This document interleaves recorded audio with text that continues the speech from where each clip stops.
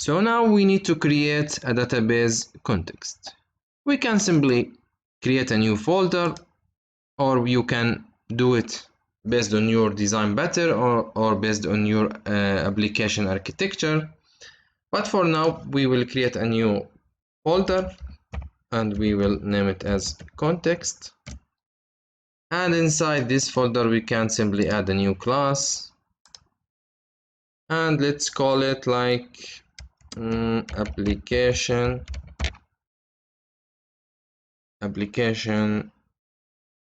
context, for instance. So this is our database context, and we need to configure our project now to use this database context. But let me mention something. In the .NET, we have something called Microsoft Identity. This is a ready component.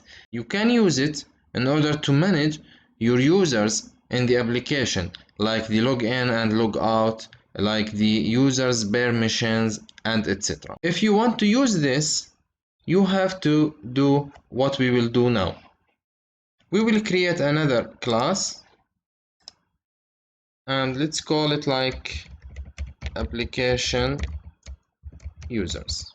This is optional, but I prefer to explain it here so we can understand it better in the project session. Click Add. This class should inherit another class called Identity User, and we will use ASP core identity. So now this class is inheriting the identity user. Inside this class we can add properties, but for now we will keep it empty. These properties, if we add any property here, it will be reflected to the auto-generated tables which is related to Microsoft Identity, and I will show you these tables at the end. So for now, keep it empty.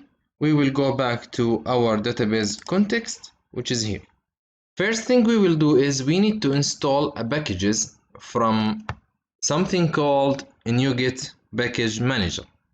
We have two ways to install the packages. The first, using the Nuget interface from here. Right click over the project, right click, and then manage Nuget packages.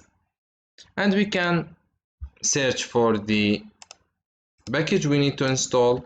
Here it is identity dot entity framework core because we are using the .NET Core. So we need to install this package, and we can choose the library. We prefer to keep it the latest, and click install. Then click accept. It will be installed. And the another library we need to install, it's for the SQL server. We can install it from here, but we will try the another way using the console. From tools, go to Nuget package manager and choose the package manager console. So this window will appear here, and just paste or write your command, which is install package, and then specify the package name and click enter. Okay, done. Close this. Now, second thing we will do is to inherit the identity DB context class. And we need to use the library which we just installed, the entity framework core. And we have to specify our identity which we just create here, application user. Take it, copy, and mention it here. And now we need to create three functions inside this class. I have these functions. I will paste them here and I will explain them. The first one is our constructor, our database context constructor, and we know how to create constructors and what is the use of these constructors. Our constructor here will receive a value called options. This options is actually a database context options. This is not defined yet. We will just simply add a library here using Microsoft Entity Framework code. And the second method here, onConfiguring. OnConfiguring will receive a parameter called dbContextOptionsBuilder of a type dbContextOptionsBuilder. Note this keyword override. As I explained in the OOB session, the override means that I am going to recreate the implementation for this method here. So I'm using this method inside of my class, and I'm recreating the implementation or re-implementing the implementation or the logic for this method here. This logic is to establish the connection with the database. First of all, we need to read the values from the file, JSON file called apps settings. This file is here, apps settings. Inside this file, we can find a text here. This text is a JSON format. We can add the keys as much as we want. In this file, we will add our connection string. For now, we will keep it as it is, and later I will show you how to add your connection string here. So we will read the configuration or the values from this file, and then we need to search for the key default connection, for example, or you can rename it as you want, my connection.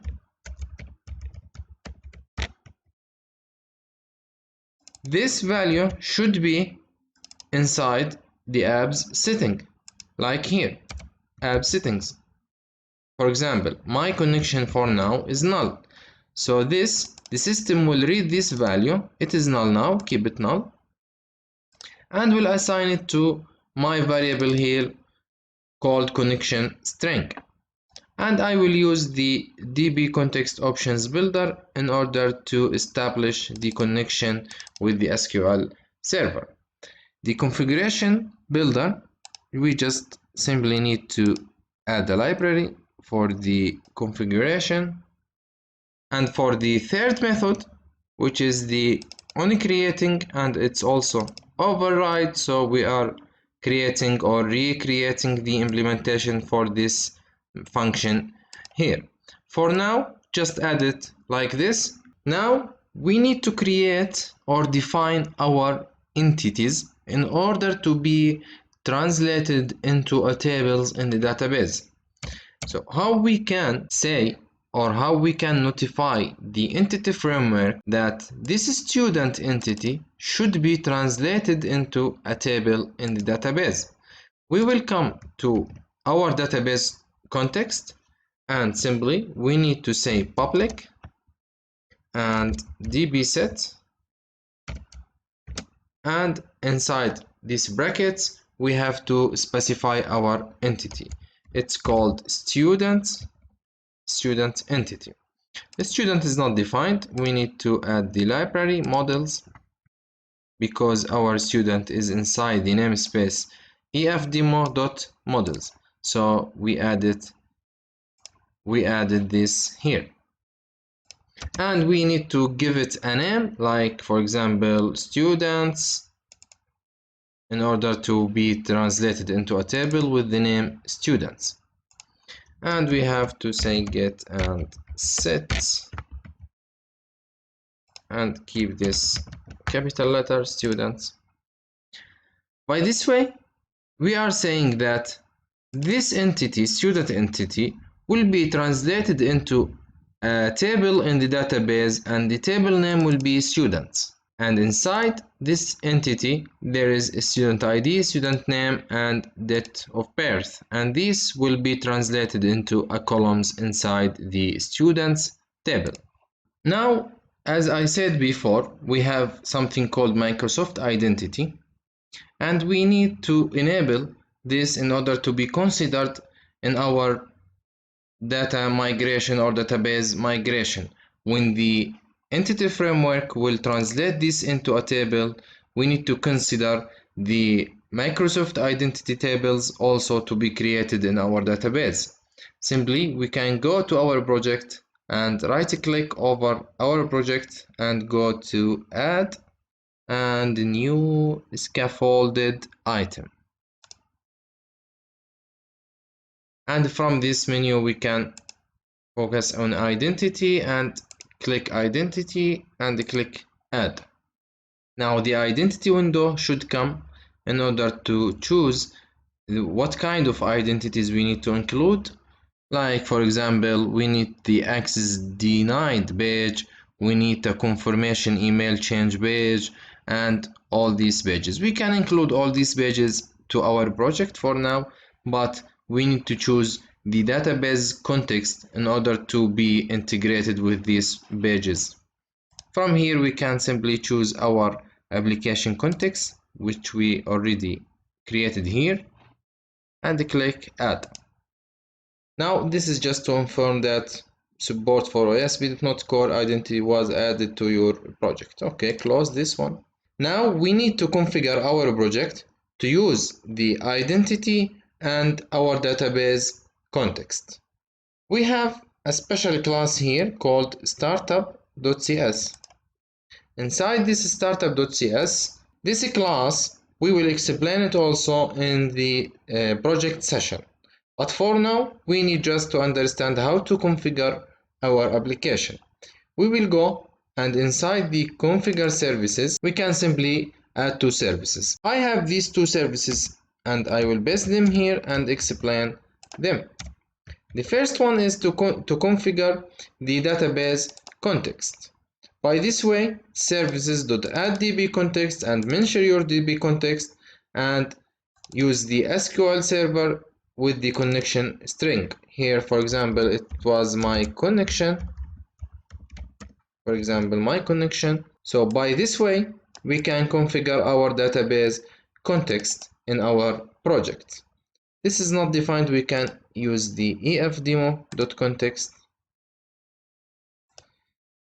And also the second one is to define or to configure the identity which is used in our project.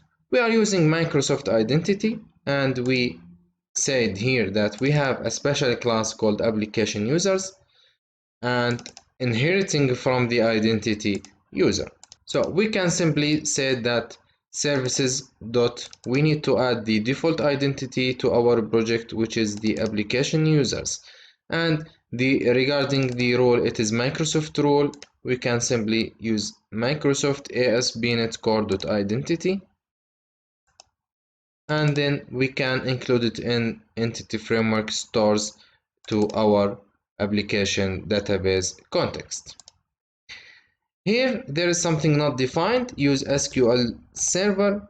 We can say Microsoft.entityFramework core using Microsoft.entityFramework core.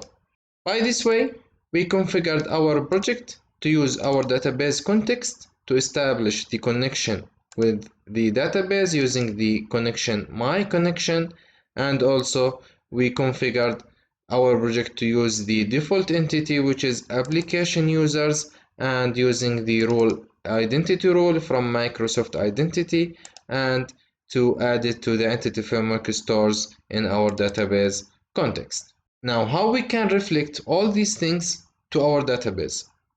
In another words, how we can create now the database using entity framework.